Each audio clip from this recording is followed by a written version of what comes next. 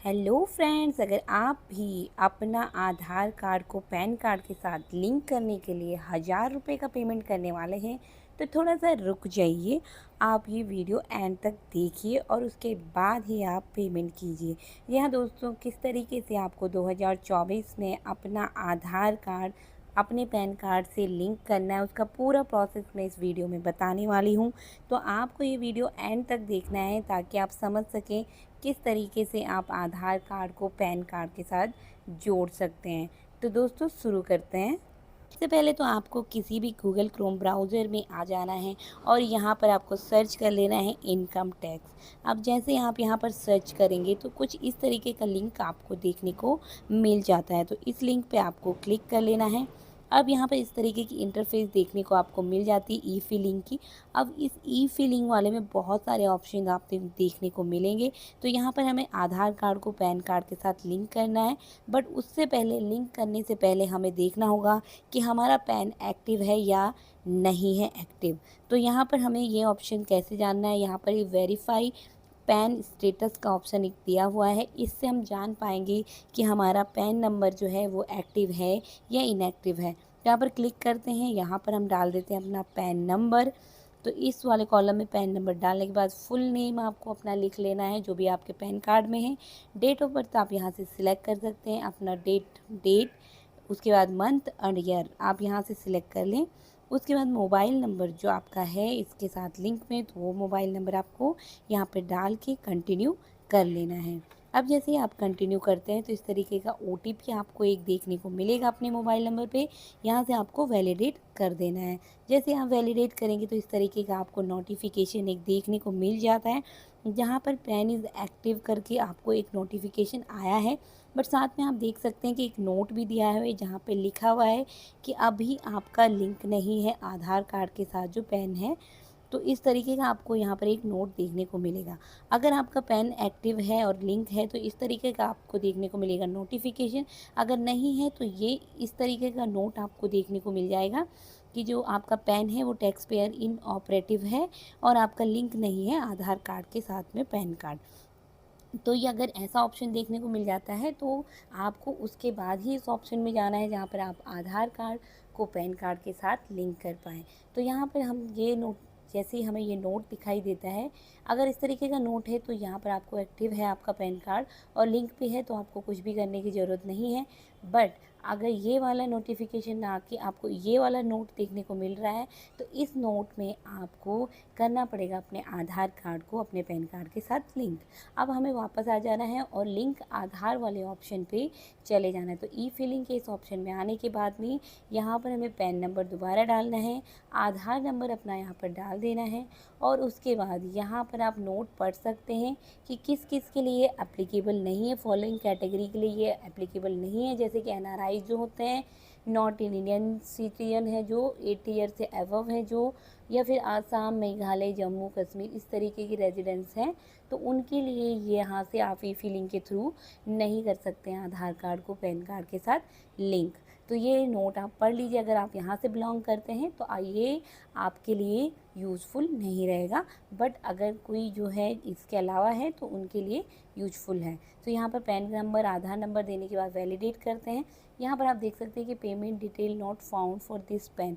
तो अगर आपने पेमेंट नहीं किया है तो यहाँ पर इस तरीके का नोटिफिकेशन आपको देखने को मिल जाएगा, क्योंकि आधार कार्ड को पैन कार्ड के साथ लिंक करने के लिए सबसे पहले आपको कंटिन्यू करना पड़ेगा पेमेंट करने के लिए ई पे टैक्स के लिए। तो यहाँ पर हम क्लिक कर लेते हैं। तो यहाँ पर हमको सबसे पहले पैन नंबर मांगेगा, उसके बाद कंफर्म करने के लिए बोलेगा पैन नंबर, उसके बाद हमें मोबाइल नंबर यहाँ पर एंटर करना होगा अपना। तो ये सारा कॉलम भरने के बाद में हम कंटिन्यू कर लेते हैं। तो यहाँ पर कंटिन्यू करने के बाद में फिर से हमारे मोबाइल में एक OTP आएगा, उस OTP को हमको यहाँ टाइप करके कंटिन्यू कर लेना है। अब जिस तरीके से हम कंटिन्यू करते हैं तो you have successfully verified through OTP, इस तरीके से आपको एक नोटिफिकेशन देखने को मिल जाएगा। यहाँ से आपको कंटिन्यू कर लेना है।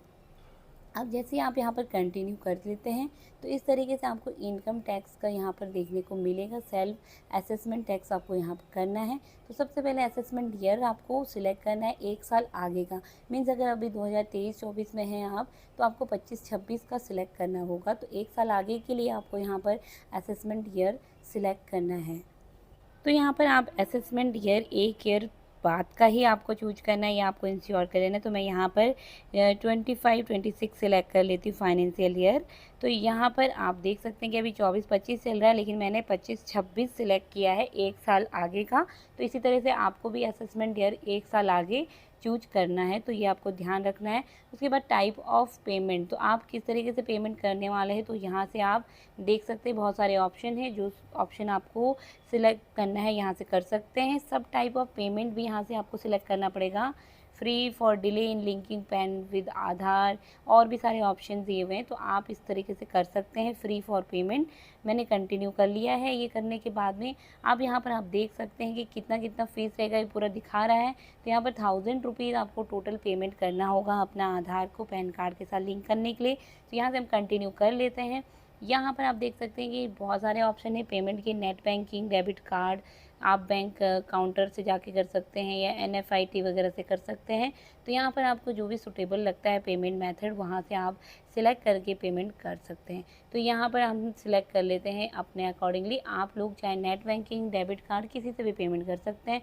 यहाँ पर आप पेमेंट गेटवे के लिए यहाँ से दिए हुए ऑप्शन जो बैंक के हैं यहाँ से सिलेक्ट कर सकते हैं। तो जो भी बैंक आपके लिए सूटेबल है वो बैंक आप सिलेक्ट करके पेमेंट कर सकते हैं। तो सपोज मेरा कैनरा बैंक है, तो मैं यहाँ से इस बैंक को सिलेक्ट करके यहाँ पर पे नाउ के ऑप्शन पे जाके पेमेंट करके यहाँ पर आई एग्री वाले ऑप्शन पे क्लिक करके सबमिट टू बैंक करना है। तो इस तरीके से जैसे आप कर लेते हैं तो यहाँ पर आपको देखने को मिल जाता है कि किस ऑप्शन से आप यहाँ पर पेमेंट करना चाहते हैं।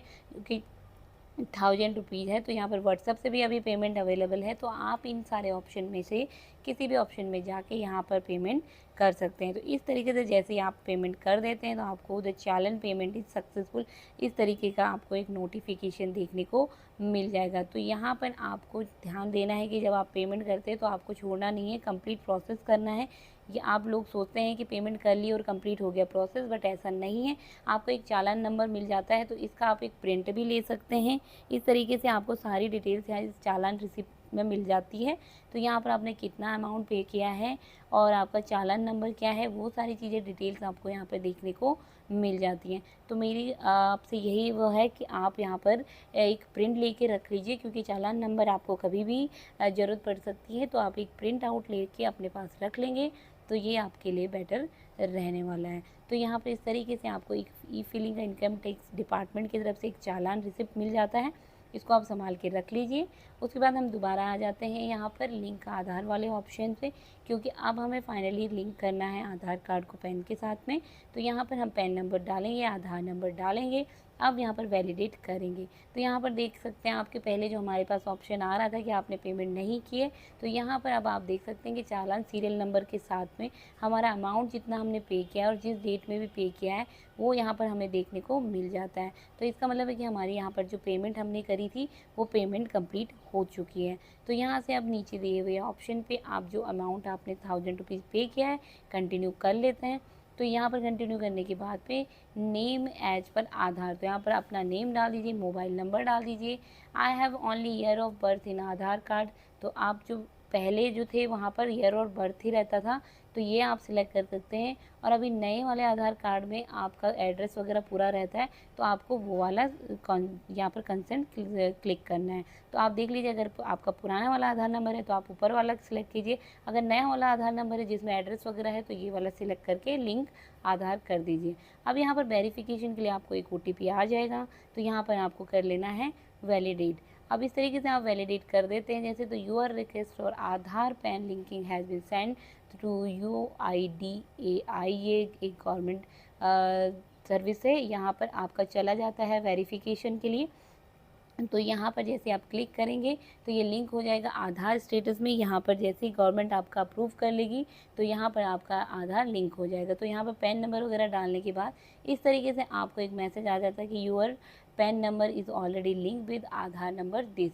तो अगर आपका उदय की तरफ से कंफर्म हो जाता है तो इस तरीके से आपको एक नोटिफिकेशन मिल जाता है, जहाँ पर आपका लिखा हुआ आपको देखने को मिल जाएगा कि आपका पैन नंबर जो है वो आधार कार्ड के साथ ऑलरेडी लिंक हो चुका है। तो ये कंप्लीट प्रोसेस है आपका आधार पैन कार्ड लिंक करने का। तो दोस्तों आशा करती हूँ कि आज की ये वीडियो आपको पसंद आई होगी। पसंद आई है तो लाइक एंड सब्सक्राइब ज़रूर कीजिएगा।